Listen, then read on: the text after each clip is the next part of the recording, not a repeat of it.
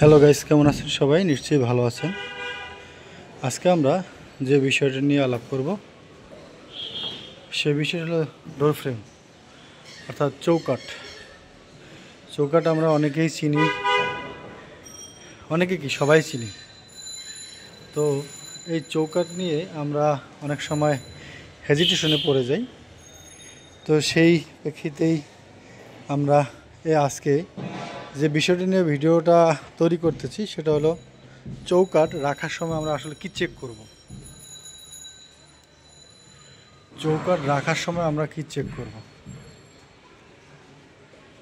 চৌকাঠ যখন রিসিভ করে সে রাতের বেলা চৌকাঠ সাপ্লায়ার এসে প্রজেক্টে নামিয়ে দিয়ে চলে যায়।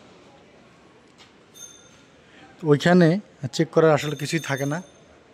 ওইখানে শুধু কোয়ান্টিটি বুঝে রেখে দেওয়া ছাড়া আর কোনো উপায় থাকে না। আমরা রাত্রে শুধু মালটা কোয়ান্টিটি রিসিভ করে রেখে দিব। পরবর্তী দিন আমরা যেটা করব, প্রজেক্টের চৌকাঠগুলো চেক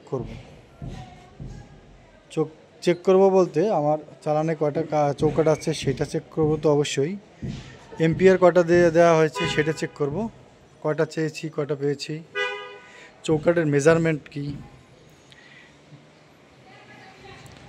চৌকাঠের থিকনেস মানে কাঠের থিকনেস কত, এখানে ডিজাইন আছে, ডিজাইনটা কি আসলে, প্লাস হলো কাঠের মধ্যে কোথাও পল আছে কিনা, কোথাও গিট আছে কিনা, কোথাও চির ফাটা আছে কিনা, বা কোথাও কাঠ নষ্ট থাকলে সেটার ভিতরে কাঠের গুঁড়া দিয়ে ভরে দেওয়া হয়েছে কিনা, সেই সকল বিষয় চেক করব।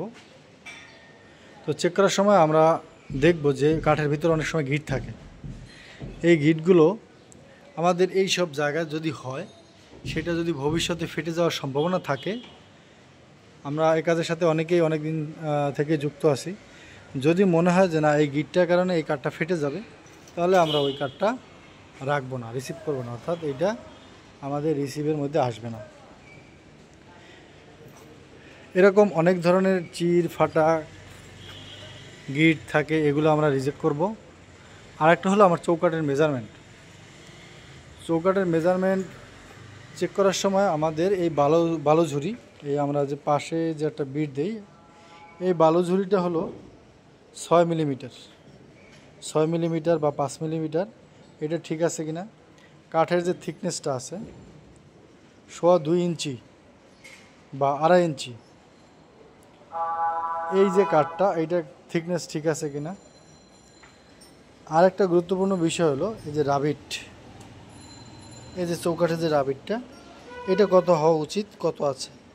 আমার এই দিকে হওয়া উচিত 12 মিলিমিটার, 1/2 ইঞ্চি, আর এই দিকে হলো যে 1.5 ইঞ্চি, এইটা হবে।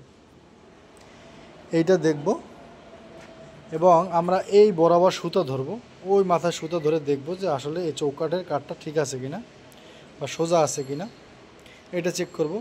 আর একটা হলো এই যে কাঠের যে প্যাড, এই যে এই সাইডটা আমরা একটা সোজা স্টিল পাটটা ধরে দেখব যে এটা সোজা আছে কিনা বা কোথাও ঢেউ আছে কিনা, দুইটা। আর একটা বিষয় হলো, গুরুত্বপূর্ণ বিষয় হলো যে আমরা এই কর্নারে এসে মাটাম দেখব যে এই কর্নারে মাটাম ঠিক আছে কিনা। এই জিনিসগুলো দেখলেই আমরা চৌকাঠ, মানে এই জিনিসগুলো কনফার্ম করে আমরা চৌকাঠ রিসিভ করব, বাকিটা রিজেক্ট হবে। এই হলো চৌকাঠের বিষয়। অর্থাৎ আমরা কাঠ পরীক্ষা করব, মেজারমেন্ট পরীক্ষা করব, মাটাম পরীক্ষা করব, কাঠের সোজা আছে কিনা এটা চেক করব, কাঠের কি কাঠ দেওয়ার কথা, এই বিষয়গুলো চেক করব, পরে আমরা চৌকাঠগুলো রিসিভ করব। তো বন্ধুরা, আজকে এ পর্যন্তই। আমরা আবার অন্য কোনো বিষয় নিয়ে আপনাদের সামনে হাজির হব। আজকে পর্যন্ত ধন্যবাদ সবাইকে সাথে থাকার জন্য।